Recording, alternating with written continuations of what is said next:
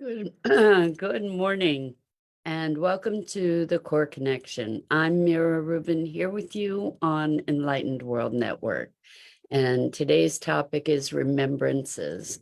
And we get to look at how the way that we remember people in our lives impacts our present and our future, the stories that we tell.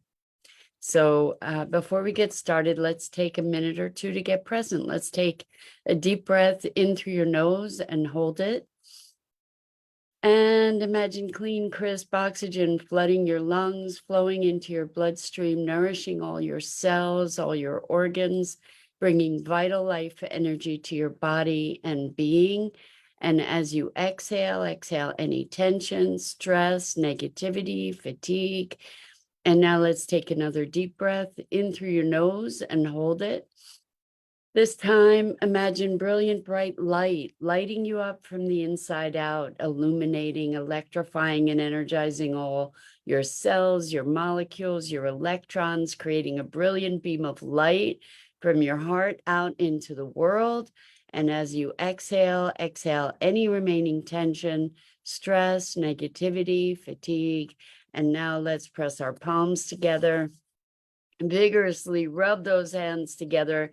Feel the friction, the energy, the electricity moving between your palms, and allow all those sensations to bring you present right here, right now, into this remarkable physical form that enables you to experience life.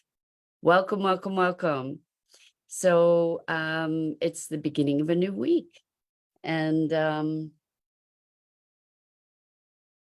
today is the anniversary of my dad's death. And he died on this day in 2017. And I thought this is a great opportunity to discuss remembrances and in honor of him. And to look at how the way that we remember someone impacts the way that we be and impacts who we are or how we see ourselves. And so with particularly with intimate relationships, we have a spectrum of experience to choose from in our memorializing or remembering of someone. When we think of the word remembering, it's like reassembling our memories. And we have positives and negatives, and it's all part of the impact that that person had in our lives. And all those parts are instrumental in shaping the influence that that person had on us. So we get to see it all, and I think that this is important in looking at our lives, that it's not all unicorns and rainbows, right? And it's not all darkness and despair. And so in my case, my dad was a very complicated. My relationship with my dad was complex. Let's say that it was complex.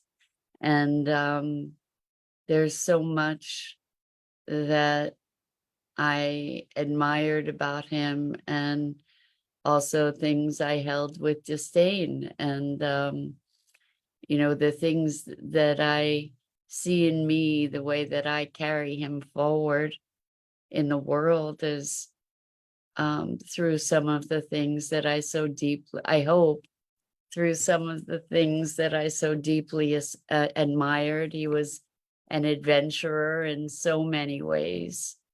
And he was he was a veterinarian, and I think it's through my dad that I gained an appreciation for our furry, feathered, scaled creatures in the world. He in his adventurousness, we had the opportunity to be introduced to all different kinds of exotic animals. So I got to play with boa constrictors and skunks and leopard cubs and dolphins, and he exposed me, and monkeys. He exposed me to so many things that are rather unique gifts to have been blessed to experience. And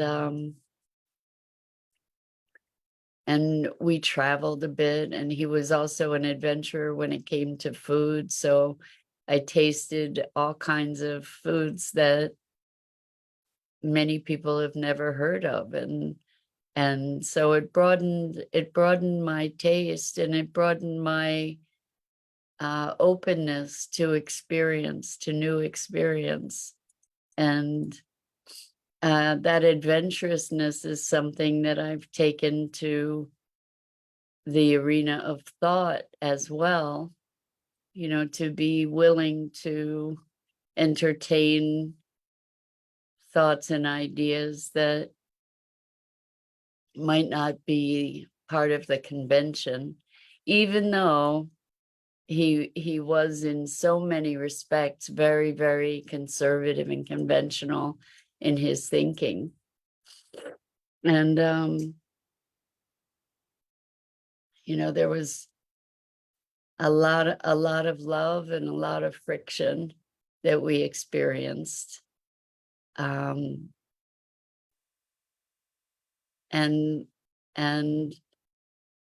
I just look at the legacy for me in my life that he created, that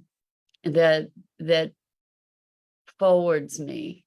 I think a lot of my boldness is a function of needing to stand solidly in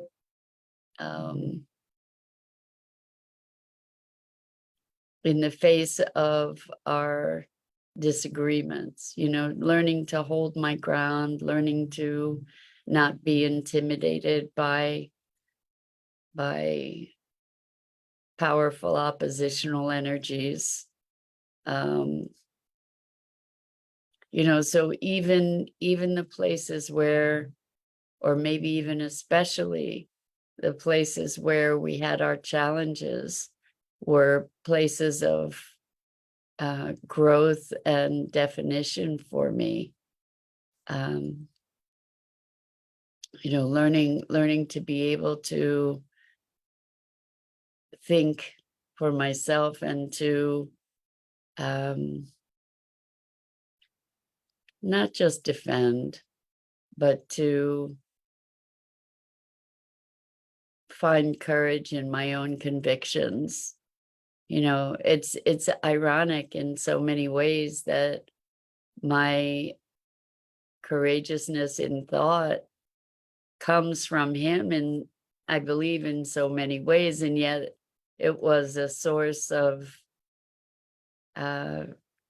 great contention between us, because we definitely thought differently about so many things. Good morning, Bernadette. Welcome. It's so great to have you here with us this morning. Today we're talking about remembrances, and this is prompted by the anniversary of my dad's death 5 years ago. and looking at how we choose to remember or reconstruct people and experiences in our lives. And good morning, Gia. So good to have you here with us. Welcome.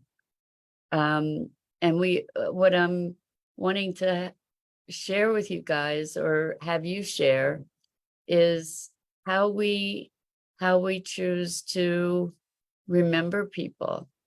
And so, there was a lot of woundedness in my relationship with my dad through my life. And now that he's passed, I get to be in a place of appreciation for all of it. And to recognize that even our difficulties, and maybe even especially our difficulties, help to shape me to become the person that I am, and to feed not only my weaknesses, but my strengths.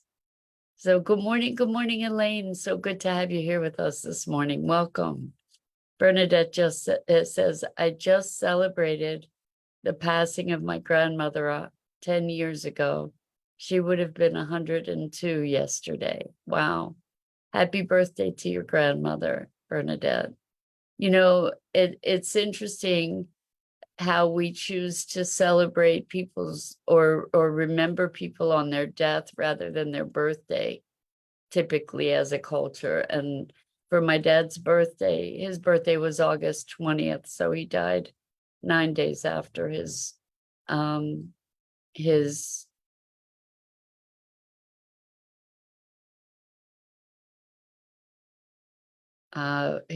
91st birthday. For a minute, I was thinking, was it his 92nd birthday? But it was his 91st birthday. And for his birthday, I celebrated that by going to the shore with a friend who I'd not seen for a long time. And he lived at the shore and he loved the ocean and the water, and he was an avid fisherman. And anyway, so it's remarkable. I congratulations, Bernadette, for celebrating her birthday, not just a day of her death. And it's interesting to see how we receive how people shape us, because the trials and tribulations we have with people can shape us in really powerfully positive ways too. So Bernadette says, I remember many talks of what she experienced throughout her life, like technology and trends, really eye-opening. Yeah, I had the gift of my one grandmother living till almost 95 years old. And Bernadette says, I don't make her passing date ever a priority. Well, beautiful to celebrate her birth, right? And so to be experienced, Elaine says, beautiful, blissful blessings all. To experience and celebrate your grandmother's birth, or in this case, my father's birth, and his remembrance on the date of his death. I think there's tremendous power in presencing ourselves to the ways we've been shaped, and through the stories we tell, we continue to shape and reshape ourselves. So in recognizing the challenges, oh my gosh, Bernadette says, my other grandma was 105 and dancing every Wednesday evening. Wow. That's the second tale of a dancing grandma I've heard. A friend of mine has a grandmother who's 101 and still dancing. Remarkable. I'd be happy to live to 101 if I'm still dancing. Otherwise, I'm ready to go whenever, rather than being of failed health and carried on by mechanical means, for example. My dad was ready to go when he was ready to go. He was just like, okay, enough. He wasn't who he remembered himself to be. His health was really failing and he didn't have quality of life. And rather than prolong it, he just wanted to be gone. And he elected to go into hospice rather than pursue other life prolonging or existence prolonging measures. And I really respect that in him, frankly. Bernadette says, I'll dance in the clouds and not wanting to be bionic in this world. Yeah, I hear that. Bernadette.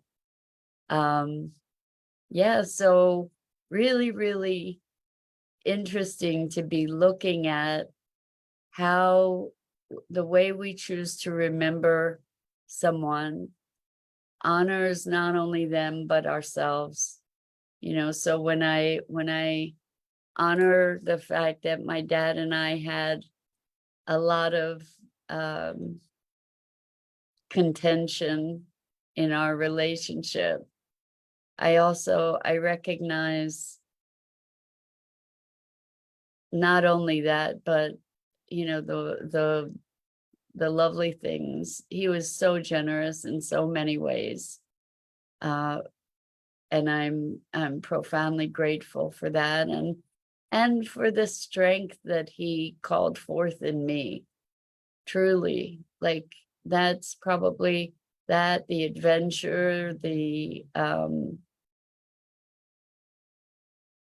solidity that has evolved in me is due in no small part to the challenges that he faced me with. So I'm tremendously grateful for that. And,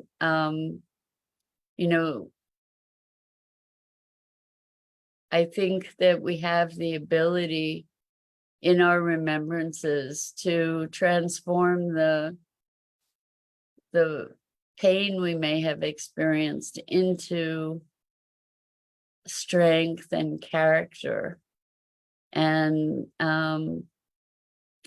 Bernadette, that's an understatement. So Bernadette says, sounds like you had a dad of passion and made you go outside your comfort zone. Yeah, I would say that, like on an ongoing basis. So, that's a gift, right? That's something that I can be grateful for. Because I guess I due to those experiences ongoingly with my dad and my mom, I have gotten much more comfortable with discomfort, right? So I'm not intimidated. Well, that's another thing, is that I'm not easily intimidated. And my dad could be a very intimidating presence. And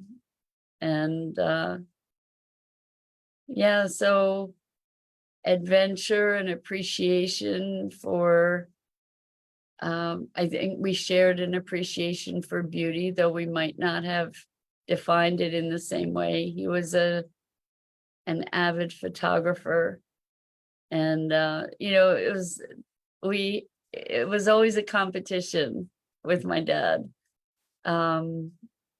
He was just an extremely he was an extremely competitive person, and he had a definite superiority complex.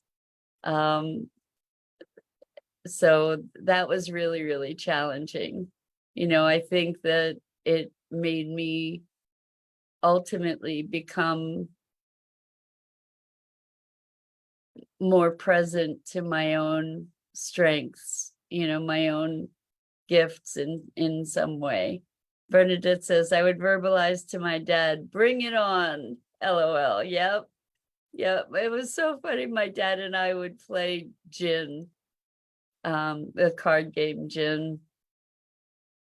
And he was always shocked when I'd beat him, and there were times when, like initially, I could never beat him, and he just believed that anytime I beat him, it was luck. It was very funny. So Bernadette, thank you for speaking this way. Bernadette says, did it bring bitter or better? And that's our choice. That's our choice. There were times in my life where it definitely brought bitter.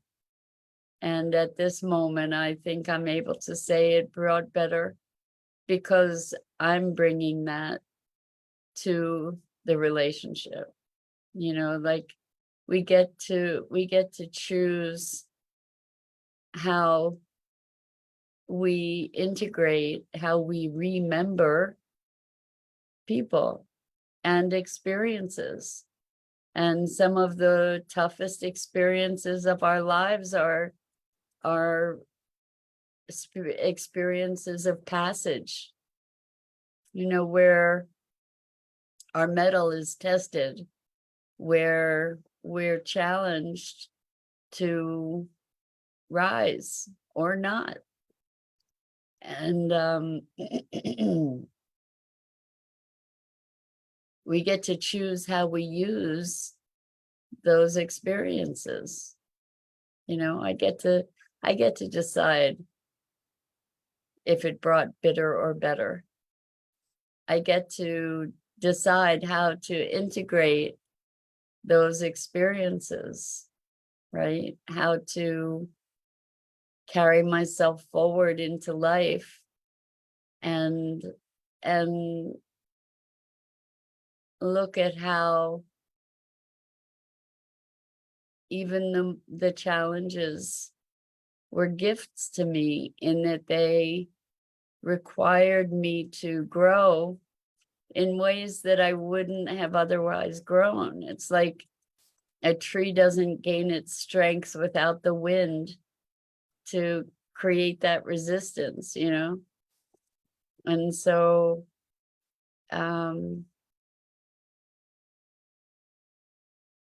Bernadette says, did the transition happen when he passed?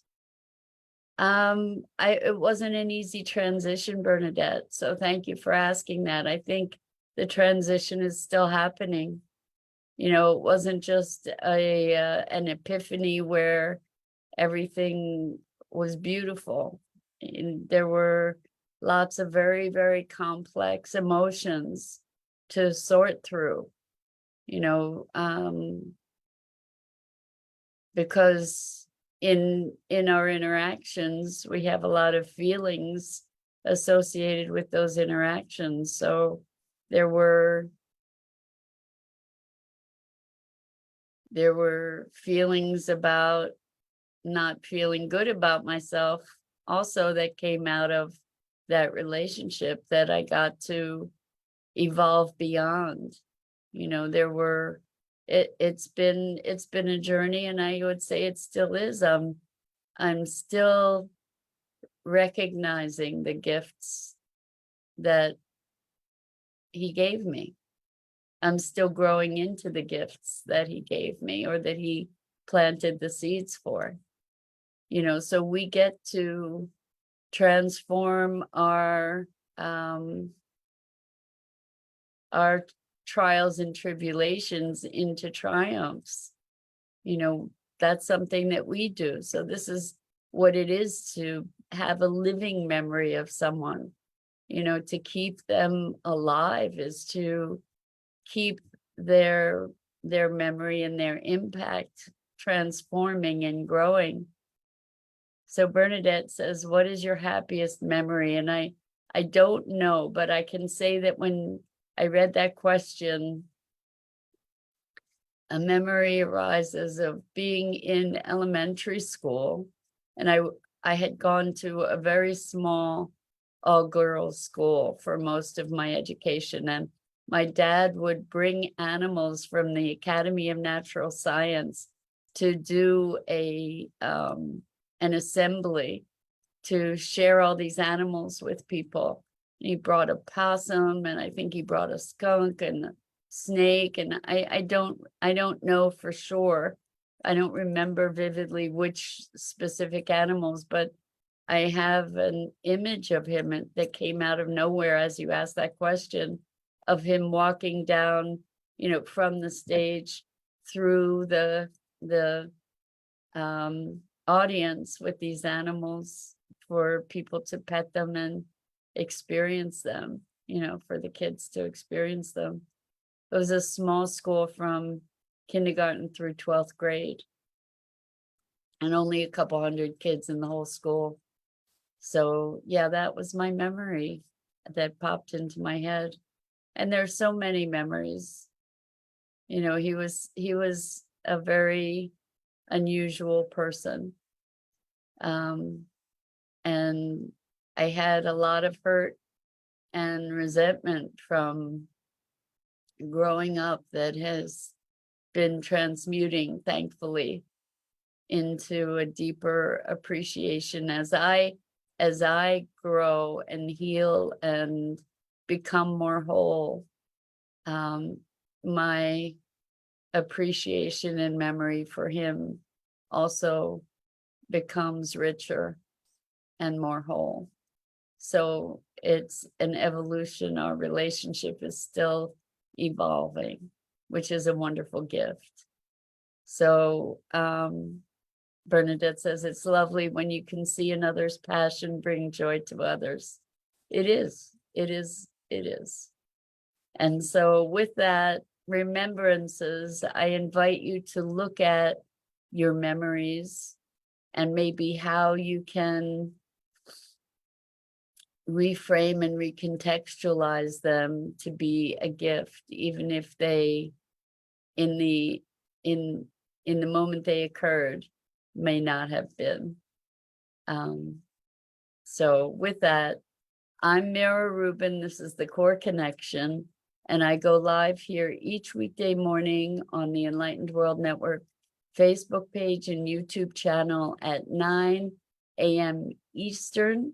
And good morning, Dido. So glad to have you here with us this morning. And I invite you guys to check out the other awesome programming on Enlightened World Network, EWN, One with the Earth, and Enlightened World Living. And until next time, I have such deep gratitude and appreciation to you for sharing these conversations and these moments of exploration and discovery. So until next time, so much love to you.